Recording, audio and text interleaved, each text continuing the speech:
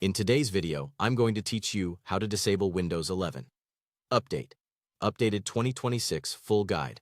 We're going to use the built-in Services console to stop Windows Update and prevent it from starting again automatically. This is useful if you need to freeze your system for testing, avoid unexpected reboots during critical work, or manage bandwidth. Just a quick reminder, disabling updates means you won't automatically receive security patches or feature fixes, so plan to turn updates back on when you're ready. Start by opening the Run dialog. Press the Windows key and R together on your keyboard. In the small box that appears, type services.msc and press Enter. This launches the Services console, a management panel that controls background components used by Windows. You may be prompted for permission. That's normal, as changing service behavior typically requires administrator rights. In the Services window, scroll through the alphabetical list and locate Windows Update. It's near the bottom under W. Double-click Windows Update to open its Properties window. This is where you can view the current status and configure how the service behaves when Windows starts. Look at the Service Status section. Click Stop.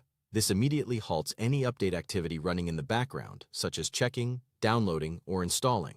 If the Stop button is grayed out, that simply means the service is already stopped, and you can proceed to the next setting. Now find the Startup Type drop-down. Open it and select Disabled. This prevents Windows and other components from starting the Windows Update service automatically in the future. Think of Stop as a temporary break for the current session, while Disabled is the lock that keeps it from starting again on the next boot. Click Apply to save your choice, then click OK to close the window. Applying ensures the configuration persists even after you leave the console. Next, restart your PC.